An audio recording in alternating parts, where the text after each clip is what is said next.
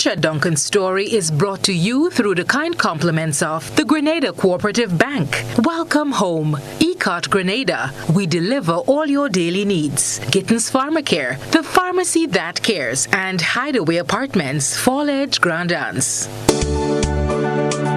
If prosperity really matters to you, come home to Grenada Cooperative Bank. Since 1932, we have shared the same values: financial diligence, investing with prudence, transparent compliance, consistent performance.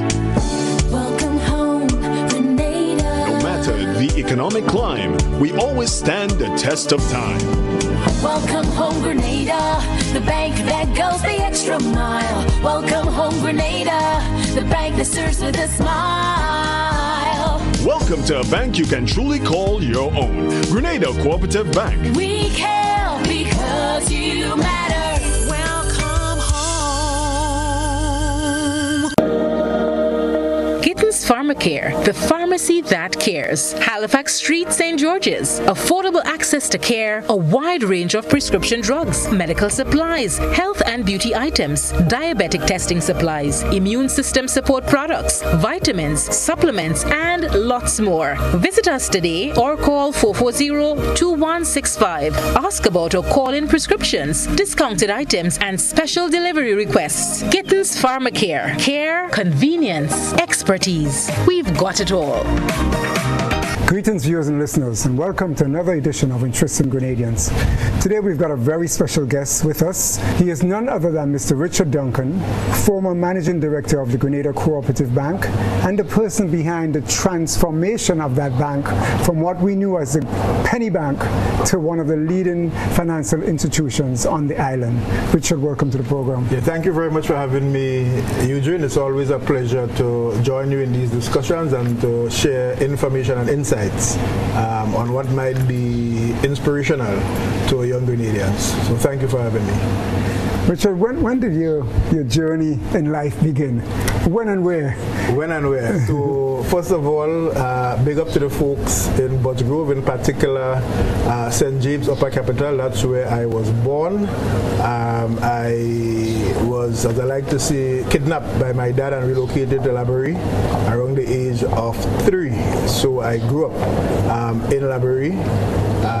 And from then, my early childhood years took its formation, as it were. I had my fair share of boyhood days, the fights from time to time, the occasional bus heads, the raiding of the fruit trees, in the village, in the valleys, and so on, in the Laborie, St. Paul, Hopeville area. Mm-hmm. Yeah. Tell me, growing up, what were your interests? Well, my main interest from a career standpoint, I always aspired to be a fireman. A fireman? Yeah, as a young lad, that's what you wanted to do. Mm-hmm. And I still hold that dream, but I'm too old now to volunteer, for the voluntary service. Mm-hmm. But seriously, when I went to school, I then had a great passion, and I was very good at geography. I think it's called Earth Science today, and I always look back to say, boy, had I stuck to that with all the environmental issues and greening of the economy and stuff like that, I would have been and a sung career, as it were. But you follow your passion, and I also had an interest in how we can change the society. So I had a strong interest in economics and history during my school years. And talking about your school years, walk us through that. Well, first of all, I did not pass common entrance, right? I struggled in my early, years in primary school. And which school? That was the St. George's RC Boys. Okay. Palmer School. Palmer School. First I started on Canashill, and then we went down to Tantine, which is now J.W. Fletcher Memorial. So I struggled through that. Eventually, I got into Presentation College, because at the time they had something called a college entrance. And there I struggled for the first 2 terms, got into trouble, was thrown out of the class, almost every class, right, for talking. However, there was one occasion when I got thrown out innocently. That was a wake-up call. I was not disturbing the class at that time. Then I think my second encounter was in Form 2, where In those days, you would stick, a tag on a student's back which would say "Big Stupidity" or "Rap Me," as the case may be. We'll have fun. Right. So on that occasion, a student, that's Richard Taylor, right? He stuck a note on somebody's back which says, "Watch a mako," right? And a mako was a big shark, in a literature book that we were studying at the time. When the teacher discovered the disruption, he was livid, and I saw somebody was going to get killed today. When it was discovered that it was Richard Taylor and not any other student, and Taylor being a fair-skinned, young chap from Lanzapine, the countenance of the teacher changed, the matter was quelled, nothing became of it. That for me was a wake-up call that the society was one where skin color and stratification played a big part in the kind of outcomes, one may see in life. And that's when I made the biggest change in my life. Up to then I was middle in the class, with a 21 coming 11th. So when we went into Form 3, that was the turnaround point for me. I was in the top 3 consistently with the same Richard Taylor, Jeffrey Smith, who is now a lecturer at St. Augustine, and myself. And that's where I took off really, academically and intellectually. Right. Yeah. The Grenada Revolution, you were a youngster then. Yeah. What was that like for you, and what lessons did that teach you? Right. Okay, so I was an activist during the revolution, an applicant member of the New Jewel movement, a member of the People's Militia. I don't think I was a supporter of the revolution. I was an ardent supporter of the revolution, so I took part in almost everything that there was to take part in. So we did our political work among the youth, right, among the students, in the community. As a member of the militia, you went on your periodic maneuvers. I even have a certificate, the Julian Fedor certificate for, I can't remember what activity it was at the time. I also, saw action during the invasion. Actually, was in what we call logistics at the time, which is now frequently industrial estate. My life was spared, and obviously I give thanks every day, for that. So the revolution was a very exciting time. I think we attempted to change, the country in the shortest possible time. That's what youths try to do. And the rest, as we say, is history. The invasion came, and I went off to university. But I would say to you 2 things. My wake-up call to go to university was again kind of like significant, because after the invasion I was quote-unquote captured, removed from the village to close to the airport, and there I was held in a box about 9 by 6, right, along with some other folks, right, for about 4 or 5 days. But next to me was a not too mentally well individual, and you got a time to reflect on life. You are 21, going on 22 and so forth, and that's when I decided, well, the only way out obviously is to improve yourself through education, and that's when I took the call, because at that time many of my colleagues would have already gone off to Cuba. So people like Edward Lord, who became a senior man in Ports Authority, Alphonsus Daniel, now a career successful engineer and so forth. So I was a late person in making that move. Nonetheless, it was made in 1984, after the invasion. And you went to UE at first? I went to the University of the West Indies. Yes. At UE, I started off doing a degree in economics. After the first lecture, I came to realize that if this is what the science is all about, it is not what I really want to do. So then I changed to what we call a double major, where I did economics and accounting, and I proceeded along that path, and did very well, and subsequently went off after working for a while to Canada, where I did my master's in public administration. But UE was a great place where you met a lot of students across the OECS. So for example, Dr. Damian Graves. He was a schoolmate of mine. You have former Prime Minister of St. Kitts, Timothy Harris. You know, we were in hall, you know, together. So great folks, you know, came through, you know, during that era, and many others came through Caveville. In fact, the current Chief Justice of Belize, I just saw in the press, Louise Blendman. She also was on campus with us. People like Lady Anandi Trotman. So that's the kind of cohort, you know, that I met at UWI Caveville, and you know, people have done quite well and helped, you know, with the development of their own countries and the Caribbean as a whole. And your master's was at Carleton? My master's was at Carleton, and there we have folks like Keith Clouden, right, who is also a Carleton graduate. You have his brother, the lawyer, Anselm, proud Carleton alumni. You have George Brizan himself, you know, also graduated from Carleton. So quite a few of us, you know, went there over the years, as it were. Where I did my public administration. Yeah. And talking about George Brizan, you know, you were in the Ministry of Finance for quite some time, and I think worked under George Brizan. Yeah. What was that experience like? Well, first of all, George Brizan taught me economics in IFE, which preceded TAMCC. So, in the Ministry of Finance, when I came back from UWI, right, we worked with Mr. Brizan to build a ministry and to, you know, help with the development of Grenada's economic policy, strategies, and so forth. I think the seminal, the biggest contribution was with respect to the structural adjustment program, homegrown, one of the first in the OECS or probably anywhere in the world, extremely successful program. But I would tell you this, that the reason why we worked that hard on that program was an incident that I encountered at the World Bank IMF meeting in Washington. I was at the IMF Institute on a 3-month course, and I was invited to that meeting in 1990. And there at that meeting, Mr. Brizan presented our economic strategy and plan.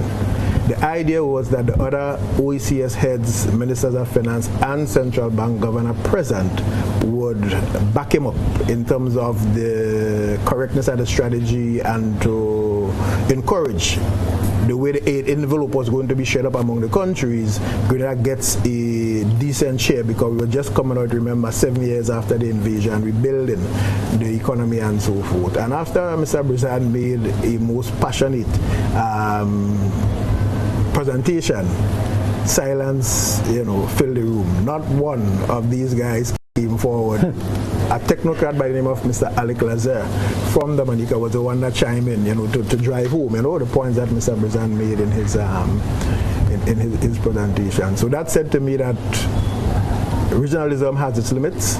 We must recognize those limits, and you have to, as a country and as a people, pull yourself up by your own bootstrap, as it were. And we need to be productive, we need to be hardworking, we need to train our people if we want to make Grenada a better place. That was, you know, no one else would do it for us. We have to do it ourselves. We have to do it ourselves, right? Yes, the aid and assistance is necessary, or are necessary, but we have to realize that the burden is on our shoulders. Yeah.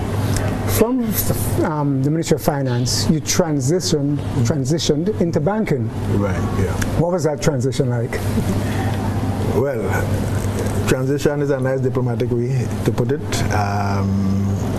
So I left the Ministry of Finance, obviously under a cloud of suspicion, because there was the allegation, accusation, and a commission inquiry that was designed to establish whether or not that $2 million was missing from a particular fund. As the Accountant General, I either stole the money or presided over its disappearance. So the commission inquiry was designed to establish which of these two was the case. As it ended up, the monies were well intact, and Mickey Mouse accounting and reporting that was done around it by the then Accountant General obviously had other designs, you know, that motivated what was done then. So my task with whatever career I chose subsequently was to be the best I could be at it. That was always, the way I live and aspire to be. So yes, I went into banking, and Mr. Gordon V. Steele, may his soul rest in peace, was the one who called, at my home on a Sunday and asked whether or not I'll be interested in joining his team at the bank. And so the transition from public finance to banking, which obviously is private finance, in a sense, was relatively easy.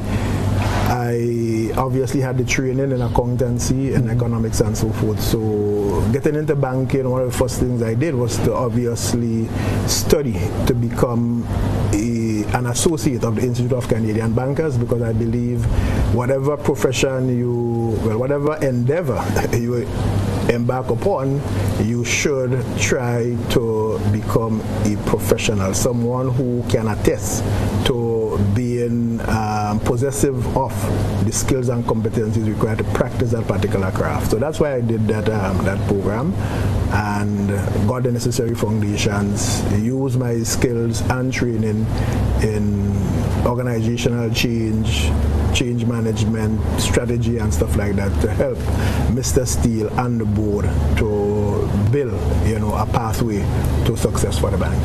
Yeah. Organizational change is a difficult thing. How were you able to manage and lead that change? Well, you say lead, which suggests that I was one of the leaders.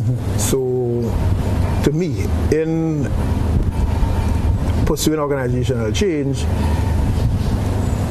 you have to ensure that your change agenda is credible, that you are authentic in the things that you want to do, and that the people who you are asking to join you on that journey see how it is they can benefit and grow with the organization. Right? I think the second thing you need to do as a change leader is to make sure that the people that you hire are smarter and brighter than you are.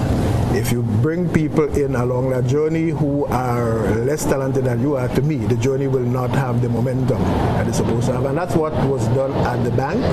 I think that we brought in people like Peter Antoine. I met Florence Williams there, Mondel Squires Francis. Later on, we have people like Mr. Dion Moses, one of the finest bankers you could find on the island. And that's how we built the team over time to ensure that we were able to compete effectively, with the foreign banks. Obviously, other training, conferences, seminars, and we built up the staff over time. It all rested with the caliber of the staff that we had. We recruited people. Your dear wife came to us as well, right? Jenny did a great job. Then we trained people in risk management. We sent them off to graduate school of banking. So it was a big investment for transformation. But again, bottom line, credibility with this change strategy, buy-in, from the staff and the stakeholders. And from the standpoint of the board, is to make sure that you have the trust and confidence that really and truly what you're doing is the right thing. And then the directors supposed to step back and allow management and the leaders to execute. Do not meddle, do not interfere, because the experts are at work. Do not disturb. Yeah. Richard, would you agree that in order for Grenada to really move forward and to have true transformation, one would have to look at the public service and maybe create a similar type of change trajectory that you did at Co-op Bank? Well, truth be told, Eugene, leadership and change are two concepts that you will find no shortage of literature on the internet, in a university library and so on, right? Two of the papers I did at Carleton for my master's basically hold the seeds of my approach to change management and to leadership. And in fact, I attempted to apply, in fact, they were done with the Ministry of Finance in mind. I attempted to apply some of those things when I came back in '94. And it's the same principle and framework that I brought to bear at the bank. So I think that in the public service, there have been several attempts at change management. Sometimes change has to be radical as opposed to tinkering at the edge, at the edges. And having spent my first 14 and a half years in the public service, what I think needs to happen now is where a pilot has to be done. You cannot change the entire service. You might want to set up a model ministry or model department and learn the lessons and pitfalls from that, and then you use it to replicate across the public service. A Big Bang approach is doomed to failure. There are too many vested interests. There are too many toes that will get crushed along the way for such a Big Bang approach to succeed. So pilot one or two ministries or departments, get it right, and after several years you try to replicate, because obviously the young people and the way they think and the way they want to do work requires a new architecture, and that is what you want to prove and test before you replicate it across the service. Yeah. Would you be willing to lead that change, or are you already on your way to doing that? No. I'm at a stage now where I simply want to mentor and guide. At 60, I tell people my days for heavy lifting are over. Right? There are a lot of young, bright people around. What you need is what they need is wanting to be sure-footed, wanting to be certain that they're on the right path. They like to take chances, but they don't like to make mistakes. So you want to guide and stuff like that. But one must always realize that life, is finite. So 3 scores and 10, I have 3 scores and 1. I had to decide how the next 9, and it's not to do the things I've done when I was in my 30s, 20s, and 40s. Cannot be. The last 10 or 15 can be similar to the middle 10 and the middle 15. No, not at all. Would you tell me, our young men, how do you see our young men in society, and what do you think is needed for them? Well, I would not suggest that there's a one-size-fits-all approach to dealing with the young men. I think young men are generally, and most youths are generally misunderstood. Part of the problem, I think, is that people like ourselves like to convey that we grew up in a monastery, that we did no wrong, and that we are today how we were when we were in our 20s, 30s, and 40s. And that kind of, mama guy approach. So take the youths where they are at, right? And ask, what do you see, or how do you see yourself, 10, 15 years ahead? Because when you're young, you don't think that far on. But the things that you do today will determine your state of affairs tomorrow. So I believe Grenadian men as a whole need to have a mental model or picture as to how they see themselves, and then we try to get there. How do you get there? So you want to have a stable family home, of course. What does that require? There are steps you need to take since now. So if that model is built up in the formative years, in preschool, in primary school, in secondary school, they will get there, in my view.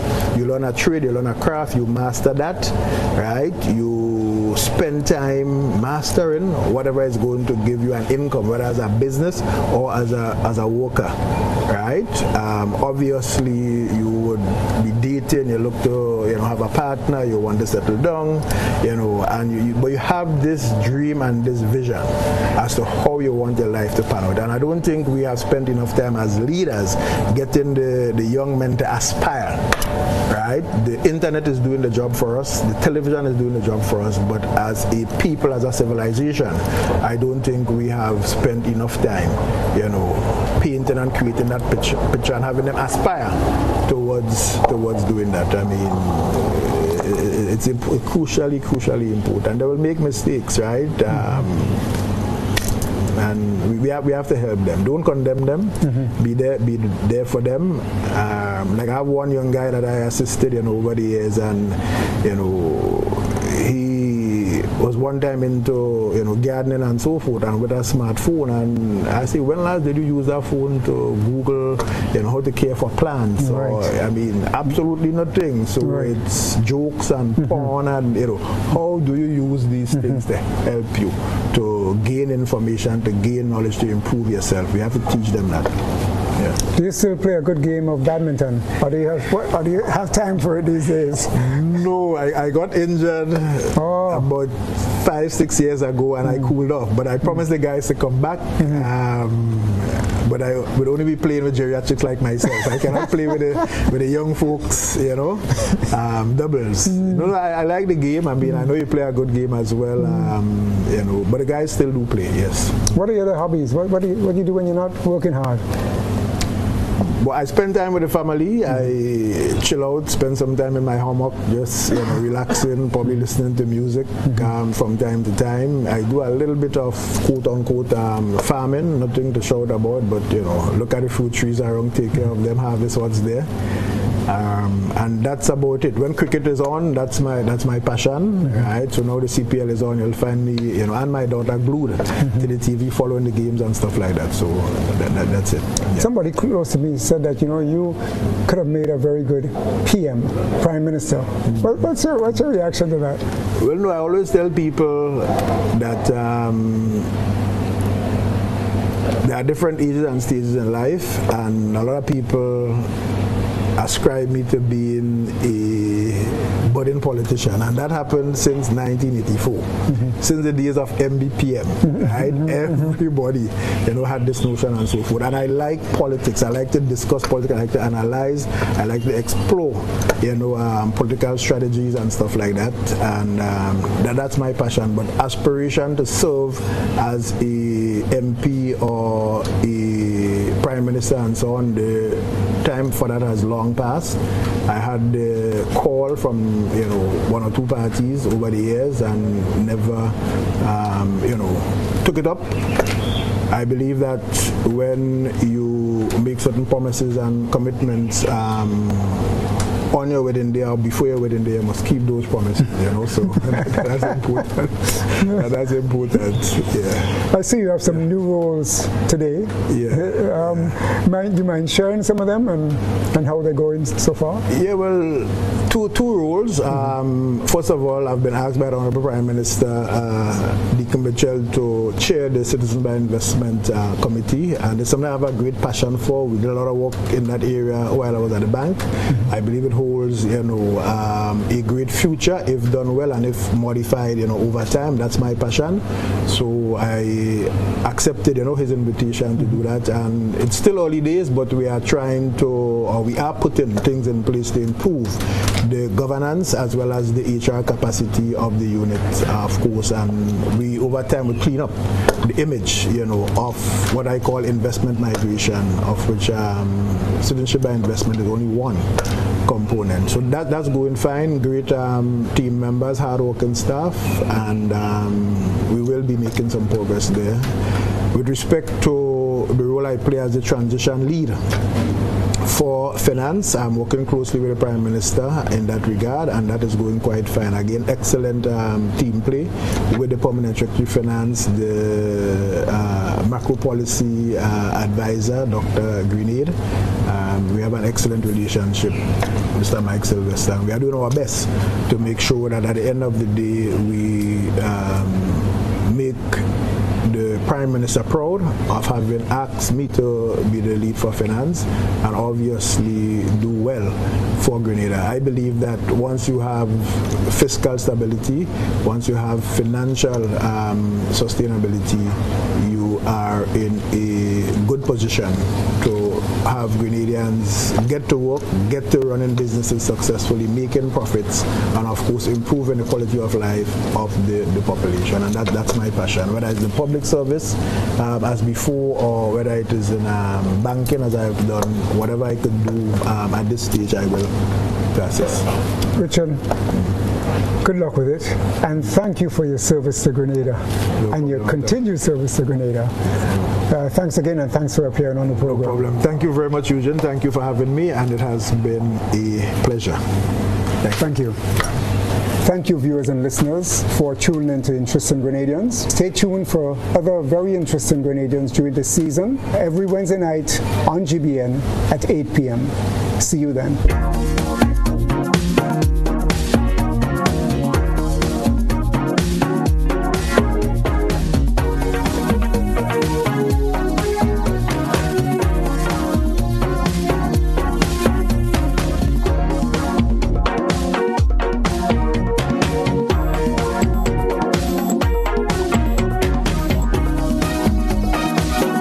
The Richard Duncan story was brought to you through the kind compliments of the Grenada Cooperative Bank. Welcome home. ECOT Grenada. We deliver all your daily needs. Gittens Pharmacare, the pharmacy that cares. And Hideaway Apartments, Fall Edge, Grand Anse. If prosperity really matters to you, come home to Grenada Cooperative Bank. Since 1932, we have shared the same values: financial diligence, investing with prudence, transparent compliance, consistent performance. Welcome home, Grenada. No matter the economic climb, we always stand the test of time. Welcome home, Grenada, the bank that goes the extra mile. Welcome home, Grenada, the bank that serves with a smile. Welcome to a bank you can truly call your own. Grenada Cooperative Bank. We care because you matter. Welcome home. Gittens Pharmacare, the pharmacy that cares. Halifax Street, St. George's. Affordable access to care, a wide range of prescription drugs, medical supplies, health and beauty items, diabetic testing supplies, immune system support products, vitamins, supplements, and lots more. Visit us today or call 440-2165. Ask about or call in prescriptions, discounted items, and special delivery requests. Gittens Pharmacare. Care, convenience, expertise. We've got it all.